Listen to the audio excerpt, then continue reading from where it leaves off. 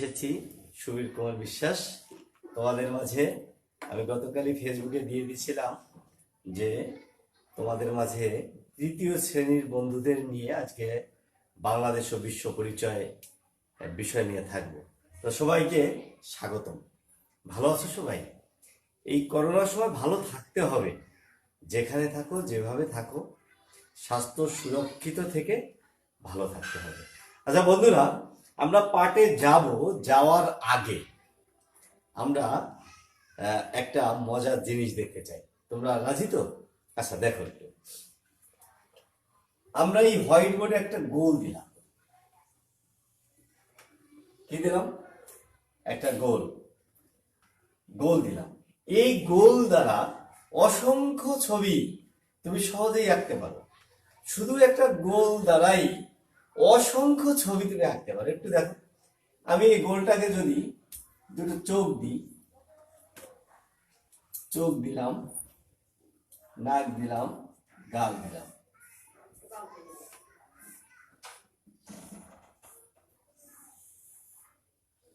সুন্দর একটা ছবি হলো। এইবার আরো অসংখ্য ছবি আঁকি। দেখো,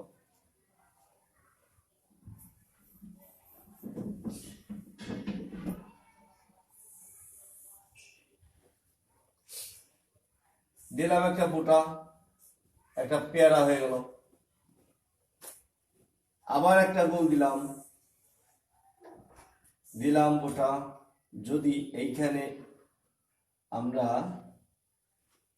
এইটা একটু এইভাবে দিই তাহলে হয়ে যাবে একটা আম।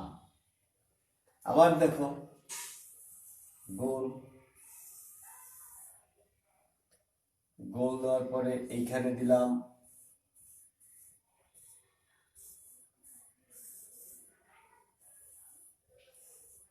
একটা ডাব। আবার একটা গোল দিই, গোল দেওয়ার পর এখানে দিলাম একটু এরকম, এখানে একটা বোটা দিলাম, এখানে দিলাম এরকম, এটা একটা ডালি। আবার একটা গোল দিলাম। আমি গোল দ্বারা অসংখ্য ছবি আঁকতে পারি। এটা যদি কাটা দিই, কাটা কাটা কাটা কাটা কাঁঠাল। আবার গোল, আবার একটা ফোঁটা দিলাম, সুন্দর করে ফোঁটা দিলাম, লিচু। আবার গোল, আবার দিলাম, এটা হয়ে গেল একটা বেগুন। তাহলে বন্ধুরা, শুধু গোল দিয়ে আমি সারাদিন ছবি আঁকতে পারি। আরো অনেক ছবি আমরা গোল দিয়ে আঁকতে পারি। তোমরা বোর্ডের দিকে একটু খেয়াল করো, আমরা অনেকগুলো ছবি এঁকেছি এখানে। এখানে কাঁঠাল, পেয়ারা, ডাব, আম, ডালিম, বেগুন, লিচু। এই ছবিটাকে, বোর্ডটাকে এখন একটু বিক্ষিপ্ত মনে হচ্ছে, এলোমেলো মনে হচ্ছে, ভালো দেখা যাচ্ছে না। আমাদের জীবনও তাই। আমাদের জনসংখ্যা যদি, লোক সংখ্যা যদি পরিবারে বেড়ে যায় তাহলে সমস্যা হয়। আমরা দেখো আজকে যে জিনিসটা পাঠ করব, তৃতীয় শ্রেণীর আমাদের শেষ অধ্যায়, তৃতীয় শ্রেণীর বাংলাদেশ ও বিশ্ব পরিচয়ের শেষ অধ্যায়ের যানবাহন ও পরিবেশের উপর অধিক জনসংখ্যার প্রভাব, এই বিষয়টা নিয়ে আমরা একটু আলোচনা করব। আচ্ছা একটু ভাবো, যখন একটা লোক একটা সংসার প্রথম শুরু করে, দাম্পত্য জীবনে, তাদের কোনো ছেলে মেয়ে নাই, তারা জীবন শুরু করলো, ধরলাম তারা কি করলো, ছোট্ট একটা বাড়ি করলো। ছোট্ট একটা বাড়িতে সুন্দর একটা খাট করলো, যেখানে দুইজন লোক অনায়াসে ঘুমানো যায়, আরাম আসে, তারা সুন্দর সংসার করলো। এখন 2 বছর পরে দেখা গেল তাদের একটা সন্তান আসলো। দুইজনের মাঝে সন্তানকে নিয়ে ঘুমানো যাচ্ছে, সমস্যা হচ্ছে না। এরপর আরো 2 বছর যখন গেল, তখন দেখা গেল তাদের আরো একটা সন্তান আসলো। এবার ওই কোনোভাবেই কিন্তু সেই ঘরে, সেই খাটে, এক খাটে 4জন লোক ঘুমানো যাচ্ছে না। সেক্ষেত্রে কি করতে হবে? তাকে আরেকটা খাট তৈরি করতে হবে। তাহলে আরেকটা খাট যদি তৈরি করতে হয়, তাহলে কি করতে হবে? গাছ কাটতে হবে। গাছ দ্বারা খাট তৈরি করতে হবে, আরেকটা খাট তৈরি করে সেখানে ঘুমাতে হবে। এই শুরু হলো শুধু খাট শোয়া থেকে। এবার শোয়া থেকে, ঘুম থেকে, খাওয়া, সব কিছুতেই কিন্তু অধিক জনসংখ্যার একটা প্রভাব পড়তেই থাকবে। আমরা একটু লক্ষ্য করি বন্ধুরা, আমরা এই ছবির দিকে একটু লক্ষ্য করি। দেখো, প্রথম যে ছবিটা আমরা দেখতে পাচ্ছি, এটা ঢাকার শাপলা চত্বর। তোমরা অবশ্যই ঢাকা গিয়েছো। ঢাকার শাপলা চত্বরে এই যে অসংখ্য লোক, অগণিত লোকের মাথা এখানে দেখা যাচ্ছে।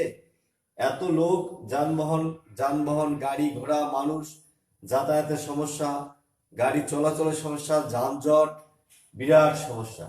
পাশের ছবিতে দেখছো, এই শাপলা চত্বরের পাশেই এখানে বিরাট যানজট। অর্থাৎ তুমি 5 মিনিটের পথ যদি হেঁটে হেঁটে যাও তাহলে তোমার লাগবে 15 মিনিট। কিন্তু এমন হয়, এই 15 মিনিটের পথ যদি তুমি গাড়িতে যেতে চাও, যানজটের কারণে তোমার 2 ঘন্টা সময় লাগতে পারে। তাহলে এগুলো কিসের প্রভাব বন্ধুরা? এগুলো অবশ্যই অধিক জনসংখ্যার প্রভাব। যদি এত লোক না থাকতো তাহলে 15 মিনিটের পথ তুমি অনায়াসে 2 মিনিটে গাড়িতে চলে যেতে পারতা। কিন্তু সেটা হচ্ছে না। কেন হচ্ছে না? কারণ পরিবেশের পর, যানবাহনের পর লোক সংখ্যার এত বেশি চাপ। যেহেতু লোক সংখ্যা বেশি, সেহেতু গাড়ি ঘোড়াও বেশি, যানবাহনও বেশি, এগুলোর চাপটা অনেক বেশি। তৃতীয় ছবিতে দেখো বন্ধুরা, এই ছবিতেও অনেক লোক এক জায়গায় জমায়েত হয়েছে। তাহলে কোনো কাজ বেশি জনসংখ্যার ভিড়ে সফল হওয়া সম্ভব না। তুমি এক জায়গায় যেতে চাইবা, যানবাহনের সমস্যা, আরেক যানবাহনের সমস্যা হলে অধিক লোক, যানবাহন কম, তাহলে স্বভাবতই জার্নিতে বেশি লোকের চাপ পড়বে গাড়িতে। আবার আমরা যদি দেখি,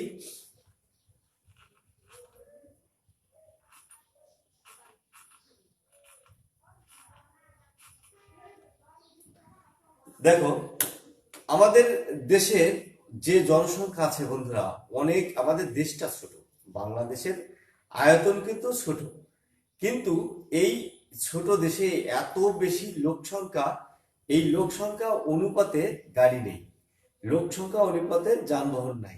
তাহলে সহজেই বোঝা যায়, যেহেতু যানবাহন কম, সেহেতু একটা যানবাহনে যদি 5 জন যাওয়া যায়, সেখানে যেতে হবে 10 জন, 20 জন, 25 জন। স্বভাবতই ট্রেনের অবস্থা এরকম হবে। একটা ট্রেন চলছে, ট্রেনের ভিতরে লোক সংখ্যা থাকার কথা, কিন্তু আছে কোথায়? এমন কোনো জায়গা নাই যেখানে জনসংখ্যা নাই, যেখানে মানুষ বসে নাই। কারণ কি? কারণ অধিক জনসংখ্যার প্রভাব, অধিক জনসংখ্যার চাপ, বেশি লোক সংখ্যার চাপ। পরিবারের কথা বললাম, পরিবারের 2 জনের জায়গায় 4 জন যদি হয় সদস্য, তাহলে সেখানে একটা চাপ। 4 জনের জায়গায় যদি 8 জন হয়, সেখানে আরেকটা চাপ। আমরা 4 জনের জায়গায় চিন্তা করি বন্ধুরা, এই ছবির কথা। একটি পরিবারের লোক সংখ্যা, এখানে প্রায় 25 জন লোক সংখ্যা আছে। একটা পরিবারে যদি 25 জন লোক সংখ্যা হয়, তাহলে বুঝতে হবে কাহিনীটা কি। ঘুমানোর সমস্যা, খাওয়ার সমস্যা, শোয়ার সমস্যা, ক্যাচ ক্যাচ, গ্যাস গ্যাস, মারামারি, ঝগড়া বিবাদ লেগেই আছে। ওর চাইতে যদি পরিষ্কার পরিচ্ছন্ন সাফ পরিবার হয়, তাহলে ঝগড়া বিবাদ নেই, অধিক জনসংখ্যার চাপ নেই, ঘুমানোর অসুবিধা নাই, খাওয়ার অসুবিধা নাই। তাহলে বন্ধুরা, এইগুলো হচ্ছে অধিক জনসংখ্যা, পরিবারের উপর অধিক জনসংখ্যার চাপ। আবার যানবাহনের উপর অধিক জনসংখ্যার চাপ। আবার এবার মনে করো তুমি স্কুলে গেছো, স্কুলে ক্লাসে, তোমার ক্লাসে বেঞ্চ যে কয়টা আছে, 10টা বেঞ্চ আছে, 10টা বেঞ্চে 20 জন বসা যায়, অথবা 20টা বেঞ্চ আছে, 20টা বেঞ্চে 40 জন বসা যায়।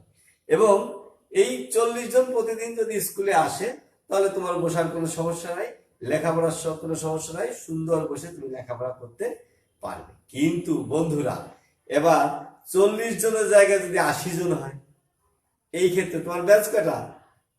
20টা। বসা যাবে কয়জন? 40 জন। কিন্তু লোক সংখ্যা 80 জন। কি হবে? বেঞ্চে তো ধরবে না, তখন অবশ্যই ফ্লোরে বসতে হবে। এই যারা ফ্লোরে বসছে, মাটিতে বসে লেখাপড়া করছে। আচ্ছা বলো বন্ধুরা, মাটিতে বসে যদি লেখাপড়া করতে হয়, তাহলে কি আমাদের ভালো লেখাপড়া হবে? মন দিয়ে লেখাপড়া করতে পারবো?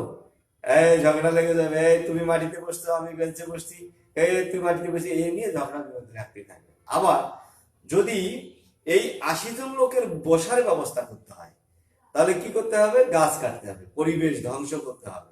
পরিবেশ ধ্বংস করে সেখানে আরো বেঞ্চ তৈরি করতে হবে, তাহলে তারা বসতে পারবে। আবার কি করতে হবে? আবার বিল্ডিং বড় করতে হবে, রুম বড় করতে হবে। তাহলে কি হচ্ছে, আমাদের জনসংখ্যা যত বাড়ছে তা যানবাহনের উপর অধিক চাপ পড়ছে। চাপ পড়ছে কিসের উপর? পরিবারের উপর। চাপ পড়ছে কিসে? চাপ পড়ছে স্কুলে, বিদ্যালয়ে, সব জায়গায়। অর্থাৎ সবচেয়ে বেশি চাপটা পড়ছে কোথায় বন্ধুরা? পরিবেশের উপর। দেখো আরেকটু উদাহরণ দিলে একেবারে পরিষ্কার হয়ে যাবে। তোমাদের বাড়ি, যে বাড়িতে তোমরা বসবাস করো, তোমাদের বাড়ি মনে করো 50 জন লোক। এই 50 জন লোক একটা পুকুরে গোসল করো, একটা পুকুরে স্নান করো। এখন এই 50 জন লোক এই পুকুরের পানিতে স্নান করতে গিয়ে, গোসল করতে গিয়ে পুকুরটা যে পরিমাণে দূষিত হবে, 50 জন লোক গোসল করবে, 50 জন লোক সেখান থেকে প্রয়োজনীয় পানি তুলবে, 50 জন লোক সেখানে আবর্জনা ফেলবে। এখন 50 জন লোকের আবর্জনা যে পরিমাণে ফেললে ওই পুকুরটা দূষিত হয়, এখন ওই বাড়ি যদি লোক হয় 200, তাহলে কি হবে? সেই পরিবেশটা আরো বেশি নোংরা হবে, আরো বেশি দূষিত হবে, আরো বেশি খারাপ পজিশনে চলে যাবে। তাহলে আমরা এই ছবিতে দেখি, এইখানে দেখো অসংখ্য ঘরবাড়ি, অসংখ্য ঘরবাড়ি। কারণ কি অসংখ্য ঘরবাড়ি লাগবে? কেন অসংখ্য ঘরবাড়ি লাগবে? এই কারণেই, যদি অধিক জনসংখ্যা হয়, যদি প্রয়োজনের তুলনায় জনসংখ্যা বেশি হয়। আচ্ছা দেখো বন্ধুরা, যদি ঘরবাড়ি করতে হয় তাহলে পরিবেশ ধ্বংস করতে হবে, পরিবেশ ধ্বংস করতে হবে, পরিবেশ ডিস্ট্রয় করতে হবে, গাছ কাটতে হবে, পাহাড় কাটতে হবে, মাটি কাটতে হবে, তারপরে এই ঘরবাড়ি তৈরি হবে। তাহলে এই ঘরবাড়ি এত লোক যেখানে বসবাস করবে, এই লোকের সমস্ত অব্যবহৃত পদার্থ, কাগজ টুকরা, ময়লা আবর্জনা, সমস্ত কিছু নদীতে, পানিতে, পুকুরে ডুবায়, রাস্তার পাশে ফেলবে, পরিবেশের ভারসাম্য নষ্ট হবে, পরিবেশ নষ্ট হয়ে যাবে। আবার কি হবে? গাড়ির সংখ্যা কম, লোক সংখ্যা বেশি। একটা মাইক করতে লোক করছে 25 জন, যেখানে ধরে 10 জন। ছাদে দরজায় ঢুকছে না, দরজা দিয়ে মানে খুব গাদাগাদি করে ঢুকছে, জানলা দিয়ে ঢোকার চেষ্টা করছে। তাহলে ড্রাইভার ঠিক মতো নিয়ন্ত্রণ করতে পারছে না, এখানে গিয়ে অ্যাক্সিডেন্ট হচ্ছে। তাহলে কি আমাদের এই জনসংখ্যার চাপের ফলেই, অধিক জনসংখ্যার ফলেই আমাদের এই দুর্ঘটনা, আমাদের এই জনদুর্ভোগ, আমাদের এই পরিবেশের ধ্বংস, এই পাহাড় কাটা। এইখানে দেখো, এখানে যেহেতু ঘর বাড়ি তৈরি করতে হচ্ছে, ইট লাগবে, বালি লাগবে, পাথর লাগবে, পাহাড় কাটতে হবে, পাহাড় কেটে কি হবে? সিমেন্ট তৈরি হবে, সেখানে আবার বসতি করতে হবে। এই তো বন্ধুরা দেখো, তাহলে এত সব কিছু হচ্ছে কিসের জন্য? এত সব কিছু হচ্ছে পরিবেশের কারণে। পরিবেশ, পরিবেশের কারণে মানে পরিবেশের উপর জনসংখ্যার প্রভাবের কারণে। অধিক জনসংখ্যার ফলে পরিবেশের উপর, যানবাহনের উপর, স্কুলের উপর, বিদ্যালয়ের উপর সব জায়গায় চাপ পড়ছে, এবং আমাদের জনদুর্ভোগ শেষ নেই। আমরা যদি পরবর্তী ছবিটা দেখি বন্ধুরা, এই ছবিতে দেখো এক জায়গায় জমায়েত হচ্ছে, হাজার হাজার লোক, হাজার হাজার লোক সমাবেশে, অনেক লোকের ভিড়, শ্রেণীকক্ষে অধিক শিক্ষার্থী মেঝে বসে লেখাপড়া করছে। আমরা সেগুলো আগে দেখেছি। দেখো এখানে অধিক জনসংখ্যার কারণেই, অধিক জনসংখ্যার কারণেই এখানে পরিবেশ এত দূষিত, এত নোংরা, এত। এই ছেলেটা দূষিত অবস্থানে অবস্থান করছে বিধায় এর রোগ হবে, এর কাশি হবে, ঠান্ডা হবে, জ্বর হবে, শ্বাসকষ্ট হবে, সে রোগ শোকে আক্রান্ত হয়ে দুর্বল হয়ে পড়বে। বাসস্থানের জন্য আবাদি জমি ভরাট করছে। তাহলে আমাদের বাংলাদেশের জায়গা তো কম, এই জায়গায় যেহেতু লোক সংখ্যা বাড়ছে, সেহেতু লোক সংখ্যা বাড়ার জন্য অধিক ঘরবাড়ির দরকার, সেহেতু যে ফসলি জমি, সেই জমিগুলো নষ্ট হচ্ছে, ফসলি জমি ভরাট করে সেখানে বাড়ি করতে হচ্ছে। তাহলে আমাদের এই এতগুলো দুর্ভোগ, এতগুলো সমস্যা, এই সমস্যাটা কিসের জন্য? একমাত্র অধিক জনসংখ্যার জন্য। অতিরিক্ত জনসংখ্যা লঞ্চে, তোমরা যখন ঢাকা যাও বন্ধুরা, এখন তো পদ্মা ব্রিজ হয় নাই, মাওয়ার পয়েন্টে আমরা পিনাক 6 লঞ্চটা যখন ডুবে যায়, তখন কয়েকশো লোক মারা যায়। এই পিনাক 6 লঞ্চটা ডুবে গিয়েছিল কেন জানো বন্ধুরা? পিনাক 6 লঞ্চটা ডুবে গিয়েছিল শুধুমাত্র অতিরিক্ত জনসংখ্যার কারণে। শুধু পিনাক 6 না, প্রতি বছর আমরা এই লঞ্চ দুর্ঘটনার কথা আমরা পেপারে, পত্রিকায়, টিভিতে দেখি। শুধুমাত্র একটাই কারণ থাকে, কারণটা কি? লোক সংখ্যা বেশি। অধিক লোক, পর্যাপ্ত লোকের থেকে বেশি লোক লঞ্চে যাতায়াত করে, লঞ্চে ওঠে, যার কারণে লঞ্চ ডুবির ঘটনা প্রতি বছর ঘটছে। দেখো, লঞ্চে যদি এই পরিমাণের লোক ঘটে আর যদি হালকা বাতাস হয়, তুফান হয়, তাহলে তো লোক তো মারা যাবেই।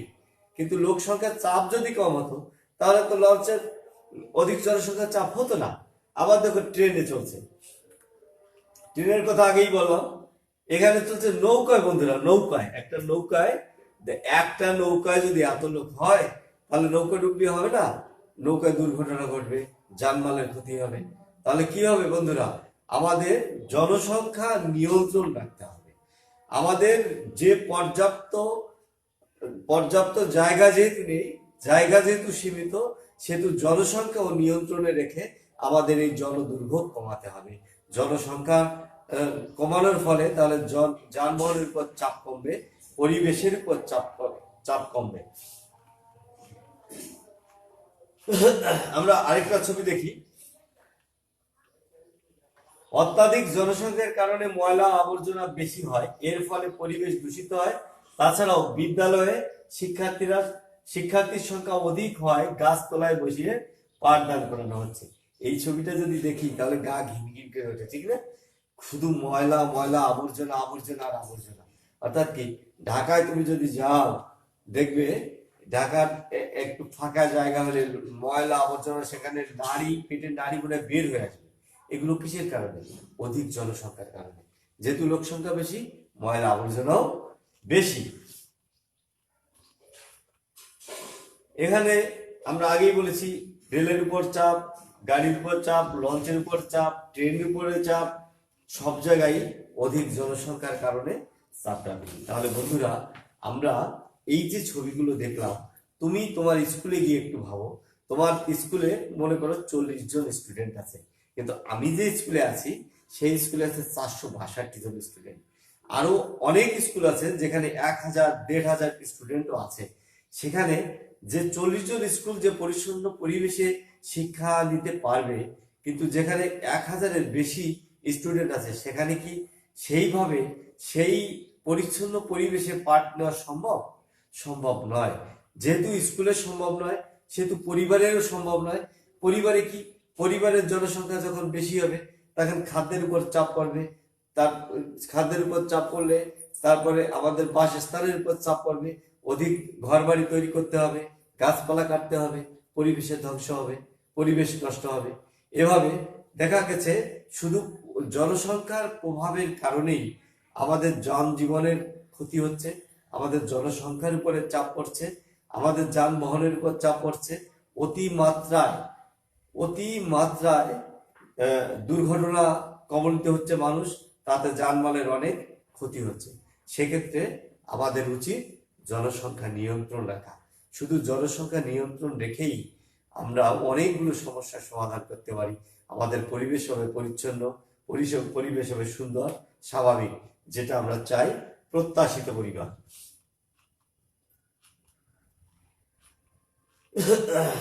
ছবিগুলো দেখলাম, দেখো, এই শুধু যানবাহনের কারণে এত গাছ কেটে জনসংখ্যা মানে জঙ্গল সব উজাড় করছে। বন্ধুরা, আমরা যে ওই তথ্যটা কিন্তু জানি, একটা দেশের মোট যে পরিমাণ ভূমি আছে তার 25% লাগে বনভূমি। 25% বনভূমি লাগে। আমাদের দেশে আছে 16 থেকে 17%, আরো 8% বনভূমি কম। এর কারণ কি? আমাদের দেশে অধিক জনসংখ্যা। তো অধিক জনসংখ্যা থাকাতে এই বনগুলো ধ্বংস করে ফেলা হচ্ছে, যার কারণে আমাদের নির্মল পরিবেশ আমরা পাচ্ছি না, আমাদের সমস্যা হচ্ছে। তাহলে বন্ধুরা, আমরা আবার বললাম, শুধুমাত্র জনসংখ্যা নিয়ন্ত্রণ করেই আমরা কমাতে পারি কি অনেক সমস্যা। কি কি সমস্যা? যানবাহনের উপর অতিরিক্ত চাপ। আমরা আর কি করতে পারি? পরিবেশের নষ্ট হওয়ার থেকে বাঁচতে পারি। আমরা কি করতে পারি? আমরা পারি আমাদের জীবনটাকে সার্থক সুন্দর করে গড়ে তুলতে। তাহলে আমরা বাড়ির কাজটা আমরা করব। বাড়ির কাজটা তোমরা লিখে নাও। কাজটা কি? বাড়ির কাজ তোমার বিদ্যালয়ে এবং তোমার বাড়িতে তোমার বিদ্যালয়ে এবং তোমার পরিবারে অধিক জনসংখ্যা হলে কি কি সমস্যা হবে, এই সমস্যাগুলো তুমি খাতায় লিখে রাখবে। আবার বলি, তোমার বিদ্যালয়ে এবং বাড়িতে অধিক জনসংখ্যার ফলে কি কি সমস্যাগুলো হতে পারে, এই সমস্যাগুলো লিখে রাখবে। আচ্ছা বন্ধুরা, বলতে পারো তুমি? আমি একটু বলি, আমরা এত সময় যে পাঠটা করলাম, এত সময় যে শিক্ষাটা নিলাম, এই শিক্ষাটায় আমরা কি জানলাম? আমরা অনেকগুলো সমস্যা থেকে কিভাবে বাঁচতে পারি বন্ধুরা? হ্যাঁ ঠিক, আমরা বাঁচতে পারি জনসংখ্যা নিয়ন্ত্রণ করে। কিভাবে? জনসংখ্যা নিয়ন্ত্রণ করে। আমরা আরেকটা প্রশ্ন বলি, আচ্ছা বলতো, আমরা কিভাবে পরিবেশকে সুন্দর সার্থকভাবে গড়ে তুলতে পারি? পরিবেশের ভারসাম্য কিভাবে রক্ষা করতে পারি বন্ধুরা? কিভাবে? ঠিক, আমি জানি তোমরা মনোযোগ দিয়ে আমার ক্লাসটা দেখেছো। আমরা জনসংখ্যা নিয়ন্ত্রণ করে, অধিক জনসংখ্যা নিয়ন্ত্রণ করে আমরা পরিবেশের উপর পরিবেশের ভারসাম্য রক্ষা করতে পারি। আচ্ছা বলো তো, পরিবেশের ভারসাম্য রক্ষা করতে হলে আমাদের প্রথম কাজ কি? হ্যাঁ, পরিবেশের ভারসাম্য রক্ষা করতে হলে আমাদের প্রথম কাজ হচ্ছে অধিক জনসংখ্যা যাতে না বাড়ে, আমাদের সেই পদক্ষেপ নেওয়া। কি কি কারণে অধিক জনসংখ্যা বাড়বে না, আমরা কিন্তু পরবর্তী ক্লাসে আলোচনা করবো বন্ধুরা। আমি বা অন্য কোনো ছাত্র যারাই এই বিষয়ে আলোচনা করবেন, বাংলাদেশের বিশ্ব পরিচয় কি কারণে অধিক জনসংখ্যা, কি পদক্ষেপ নিলে অধিক জনসংখ্যার হাত থেকে আমরা মুক্ত পেতে পারি, আমরা পরবর্তী ক্লাসে আলোচনা করব। তাহলে আমরা আরেকটা প্রশ্ন তোমাদের জিজ্ঞাসা করি, সেটা হচ্ছে কি, যে অধিক হারে যে সড়ক দুর্ঘটনা, যানবাহনের ধ্বংস হচ্ছে, দুর্ঘটনা পতিত হচ্ছে, কি কারণে আমরা এই যানবাহনের ধ্বংস বা দুর্ঘটনা হচ্ছে বলতে পারো? কারণ হচ্ছে ও যানবাহনের পর অতিরিক্ত জনসংখ্যার প্রভাব। তো ধন্যবাদ বন্ধুরা, আজকে অনেক কথা হলো বাংলাদেশ ও বিশ্ব পরিচয় বিষয়ে। যেহেতু কোভিড-19 আমাদের স্কুল ডিসেম্বরের 19 তারিখ পর্যন্ত ছুটি ঘোষণা করা হয়েছে, এই সময় আমরা সুস্থ থাকবো, সুন্দর থাকবো, স্বাস্থ্য সুরক্ষা মেনে চলবো। আমরা ঘরের বাইরে গেলে অবশ্যই মাস্ক ব্যবহার করব, ঘরের ভিতরে থাকলে মাঝে মাঝে বা বারবার সাবান দিয়ে হাত ধোবো এবং নিরাপদ দূরত্ব রেখে কথা বলবো। তাহলেই আমরা এই ভয়ানক করোনা থেকে রক্ষা পেতে পারবো। তো ধন্যবাদ বন্ধুরা, ভালো থেকো, সুস্থ থাকো, সবাইকে ধন্যবাদ।